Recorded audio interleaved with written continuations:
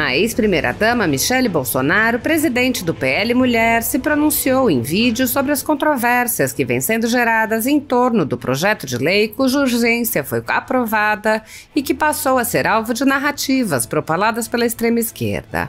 Michele disse: "Os últimos dias têm sido marcados por discussões acaloradas, propagação de mentiras e desinformação, com o objetivo de obter qualquer coisa menos uma solução real para o problema que está diante de nós. É preciso pensar nas mães e nos bebês. Ambos são vítimas." Michele Bolsonaro expôs que o crime causa inúmeras sequelas, que são mais graves quando a vítima do crime é uma criança, e rebateu Lula, que chamou os bebês frutos de crimes de monstros. Michele disse: "Nesse doloroso impasse, ao contrário do que o atual presidente disse, o monstro nunca será o bebê e nem a mãe violentada. O monstro, Lula, é esse criminoso que tantas vezes recebe o presente da saidinha e é defendido pela esquerda."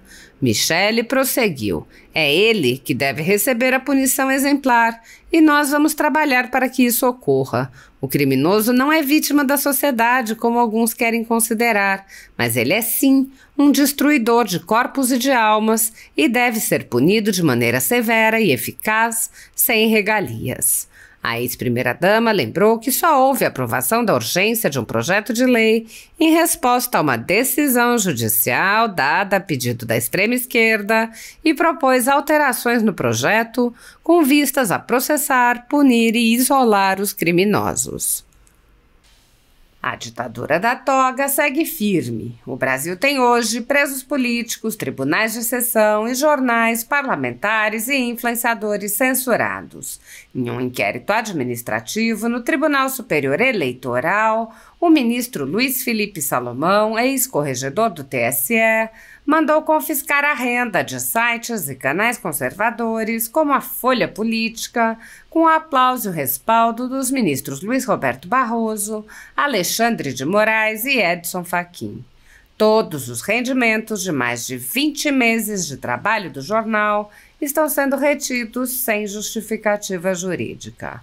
Anteriormente, a Folha Política teve sua sede invadida e todos os seus equipamentos apreendidos a mando do ministro Alexandre de Moraes.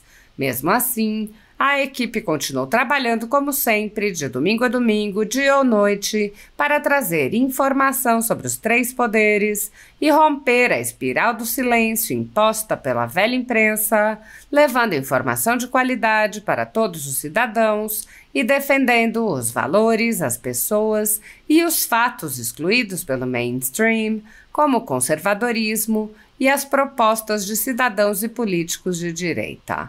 Se você apoia o trabalho da Folha Política e pode ajudar a manter sua estrutura, cumprir seus compromissos financeiros e pagar seus colaboradores, doe qualquer valor à empresa Raposo Fernandes por meio do Pix, cujo QR Code está visível na tela, ou por meio do código ajude@folhapolitica.org. Caso não utilize Pix, há a opção de transferência bancária para a conta da empresa Raposo Fernandes, disponível na descrição deste vídeo e no comentário fixado no topo.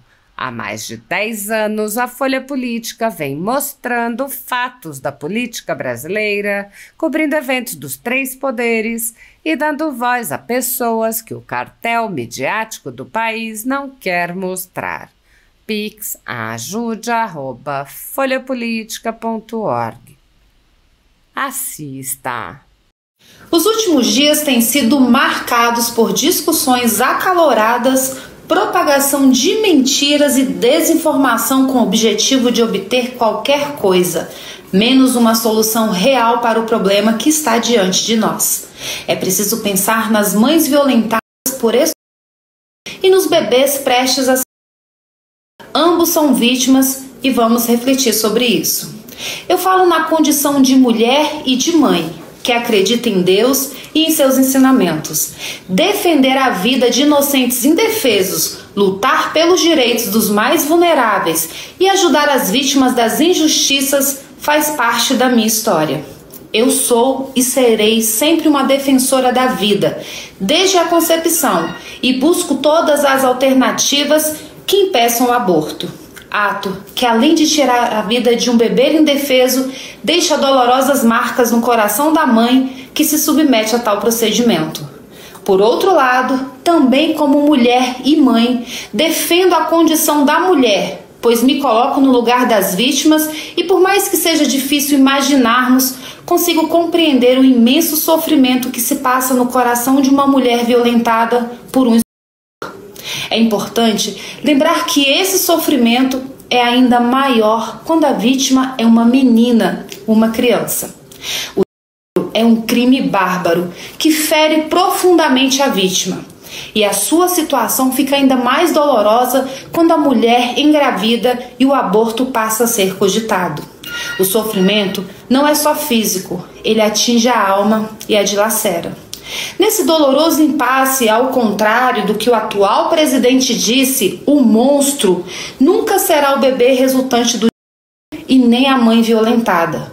O monstro, Lula, é o esse criminoso que tantas vezes recebe o presente da saidinha e é defendido pela esquerda. É ele quem deve receber a punição exemplar. E nós vamos trabalhar para que isso ocorra. A mulher, vítima, passa por uma experiência horrível e isso deve ser seriamente considerado com empatia quando se vai julgar quaisquer condutas de sua parte que são, na maioria das vezes, atos de desespero. O abusador não é vítima da sociedade como alguns querem considerar, mas ele é sim um monstro destruidor de corpos e de almas e deve ser punido de maneira severa e eficaz, sem regalias. Quanto ao aborto, há alguns dias me manifestei sobre o triste caso da revogação da resolução do Conselho Federal de Medicina que proibia os médicos de praticarem aborto de bebês de 5 meses e meio usando a cistolia fetal. Esse método é tão cruel que seu uso é proibido na eutanásia de animais, mas, a pedido do PSOL, a Justiça autorizou seu uso em bebês. Os médicos fazem um juramento de sempre zelar pela vida das pessoas, e o CFM, que representa a ciência e é garantidor da ética dos médicos, determinou que esses profissionais não poderiam fazer a cistolia fetal em bebês com mais de 5 meses e meio, pois além de ser um método cruel, o procedimento para a retirada dessa criança já seria um pré-parto. Ou seja, mesmo com o bebê morto, a mãe precisará passar pelas dores, sofrimentos e complicações de um parto para retirá-lo. Ambos sofrem, um morre. Independentemente das nossas vontades ou crenças individuais, a realidade é que hoje o Brasil possui uma legislação que trata dos casos em que o aborto não será punível. Toda legislação é passível de alterações pelo processo democrático e os legisladores devem elaborar leis que promovam o bem e defendam a pessoa humana, com um cuidado especial para com os vulneráveis e os nascituros indefesos. Na urgência de sanar o problema agravado pela polêmica decisão judicial, um projeto de lei foi aprovado na Câmara dos Deputados para tentar impedir a prática do aborto por assistolia fetal em bebês com mais de 5 meses e meio de gestação. E aqui eu aproveito para denunciar mais uma mentira. Em nenhum momento o projeto apresentado pune a conduta de meninas menores de 18 anos, até porque no Brasil as crianças e adolescentes não podem receber esse tipo de punição. Portanto, a gritaria da esquerda é apenas mais uma de suas mentiras usadas para atingir seu objetivo nefasto de legalizar de vez a destruição das vidas dos nossos bebês inocentes. Mesmo tratando apenas de adultos, na minha visão, alguns pontos do projeto de lei precisariam ser melhor abordados e outros necessitariam ser reformulados com a cuidadosa observância de que a mãe, vítima de estupro, e o bebê não podem ser penalizados com as eventuais alterações da lei. Os legisladores devem encontrar formas de impedir o aborto, punindo o aborteiro e sem penalizar a mulher que foi vítima de estupro e engravidou por causa dessa barbaridade. Diante disso, conversarei com o deputado Sóstenes e outros parlamentares para apresentar algumas sugestões e firmar alguns posicionamentos. Por exemplo, 1. Queremos punição severa para com aumento das penas mínima e máxima.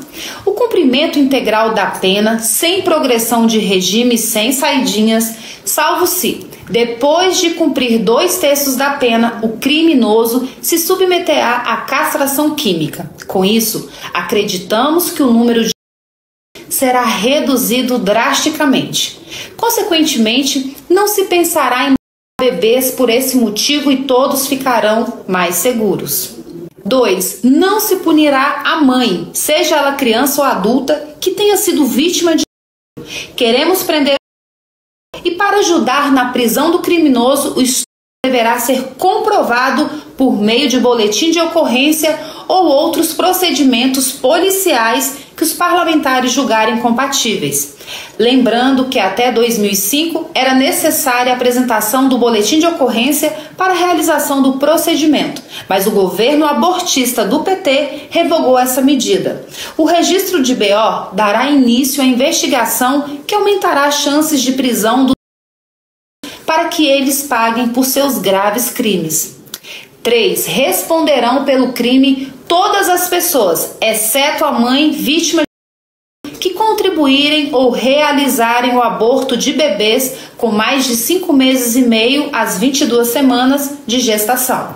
Essa medida aumenta as chances de bloquear a execução do crime, salvando as vidas dos bebês. Eu quero deixar claro que não estamos atacando a classe médica. Ao contrário, nós os admiramos e consideramos que eles são um presente de Deus para nós. Contudo, considerando que o próprio CFM, instituição baseada na ciência e na ética, proibiu esse tipo de aborto por considerá-lo uma prática cruel, incompatível e antiética, somente aqueles que não respeitem essa prescrição e insistam em praticar o crime é que poderão ser punidos.